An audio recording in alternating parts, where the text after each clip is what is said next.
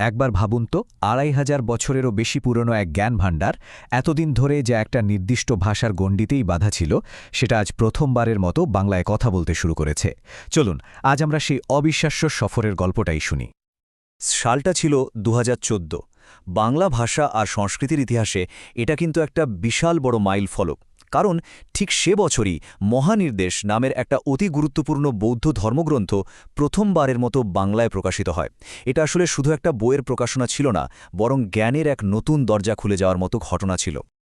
আর এই প্রকাশনাটা সত্যি বলতে শুধু একটা বই ছিল না, এটা ছিল বহু বছর ধরে লালন করা একটা স্বপ্নের বাস্তব রূপ। এমন এক স্বপ্ন যা একটা গোটা জনগোষ্ঠীর কাছে তাদের নিজেদের ভাষায় জ্ঞানের দরজা খুলে দেবে। এই বিশাল কাজের পেছনের মূল অনুপ্রেরণা ছিলেন পরম শ্রদ্ধেয় বনভন্তে। উনি ২০১২ সালে দেহত্যাগ করেন।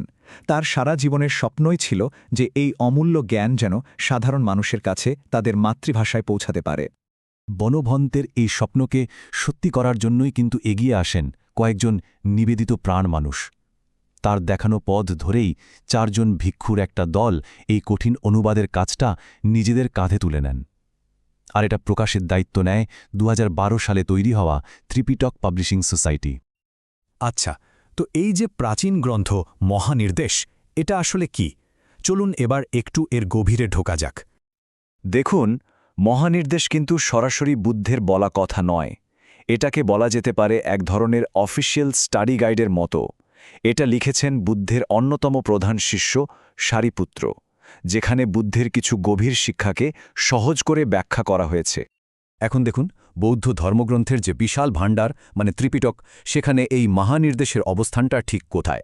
এটা কিন্তু অনেকগুলো স্তরের একেবারে গভীরে থাকা একটা নির্দিষ্ট বিশ্লেষণাত্মক বই, মানে একটা বিশাল লাইব্রেরির একটা বিশেষ তাকের একটা বিশেষ বইয়ের ভেতরের একটা অধ্যায়ের ব্যাখ্যা এটা। সোজা কথায় এই বইটার মূল উদ্দেশ্যই হল বুদ্ধের সবচেয়ে জটিল আর গভীর কিছু শিক্ষাকে ভেঙে ভেঙে সাধারণ মানুষের বোঝার মতো করে তৈরি করা, যাতে এই জ্ঞানটা শুধু পণ্ডিতদের মধ্যে আটকে না থাকে। তো এখানে একটা প্রশ্ন আসেই, তাই না, যে এত প্রাচীন একটা বই আজকের দিনে অনুবাদের জন্য টিকে থাকলো কিভাবে? এ টিকে থাকার গল্পটা শুনলে অবাক হতে হয়। ভাবা যায় হাজার হাজার বছর ধরে এক প্রজন্ম থেকে আরেক প্রজন্মে কত প্রযুক্তির ভেতর দিয়ে গেছে এই জ্ঞান। প্রথমে মুখে মুখে, তারপর তালপাতার পুঁথিতে, এরপর বিশাল বিশাল পাথরের ফলকে খোদাই করে, আর শেষে আজকের দিনের আধুনিক প্রিন্টিং। প্রতিটা যুগে মানুষ এই জ্ঞানকে নির্ভুলভাবে রক্ষা করার চেষ্টা করে গেছে। শুধু এই সংখ্যাটা একবার ভাবুন, ৭২৯টা। আর এগুলো কোনো ছোটখাটো পাথর না, বিশাল বিশাল সব মার্বেলের ফলক। এটা থেকেই বোঝা যায় যে এই জ্ঞানকে রক্ষা করার পেছনে কি পরিমাণ শ্রদ্ধা আর প্রচেষ্টা ছিল।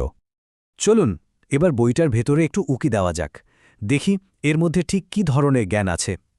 আমরা এর একটা খুব গুরুত্বপূর্ণ বিষয়, কাম বা বাসনার বিশ্লেষণটা একটু দেখব। বাসনা নিয়ে মূল শিক্ষাটা খুবই পরিষ্কার। এটা আমাদের কিছুক্ষণের জন্য আনন্দ দেয় ঠিকই, কিন্তু এর শেষটা হয় কষ্ট দিয়ে। অনেকটা শরীরে তীর বিঁধে যাওয়ার মতো যন্ত্রণাদায়ক একটা অনুভূতি। এটা কিন্তু খুব ইন্টারেস্টিং একটা ব্যাপার। মহানির্দেশ কাম বা বাসনাকে শুধু একটা সাধারণ ধারণা হিসেবে দেখে না, বরং এটাকে দুটো ভাগে ভাগ করে বিশ্লেষণ করে। একটা হলো বস্তুকাম, মানে বাইরের জিনিসপত্রের প্রতি আমাদের লোভ, আর অন্যটা হলো ক্লেশকাম, মানে আমাদের মনের ভেতরের যে গভীর আসক্তি বা তাড়না সেটা। আর এই পুরো বিষয়টা এই ২৫০০ বছরের দীর্ঘ যাত্রাকে আবার আমাদের সময় বাংলাদেশে ফিরিয়ে নিয়ে আসে। আসলে বনভন্তের স্বপ্ন পূরণের জন্য মহানির্দেশের অনুবাদটা ছিল মাত্র প্রথম একটা পদক্ষেপ। আসল লক্ষ্যটা কিন্তু আরও অনেক বড়। পুরো পালি ত্রিপিটককে, মানে এর ৪৪টা খণ্ডকেই বাংলা ভাষীদের কাছে পৌঁছে দেওয়া। আর এই বিশাল কাজটা যেন কোনোদিনও থেমে না যায়, সেই জন্যই ২০১২ সালে এই সোসাইটিটা প্রতিষ্ঠা করা হয়। তাদের একটাই লক্ষ্য, এই প্রাচীন জ্ঞান যেন আধুনিক দুনিয়ায় তার পথ চলাটা চালিয়ে যেতে পারে। তো সবশেষে একটা প্রশ্ন কিন্তু মনে থেকেই যায়, যখন হাজার বছরের পুরনো কোনো জ্ঞান একটা নতুন ভাষায় নতুন প্রজন্মের কাছে এসে পৌঁছায়, তখন সেটা আমাদের চিন্তাভাবনাকে, আমাদের সমাজকে ঠিক কিভাবে বদলে দেয় বা প্রভাবিত করে।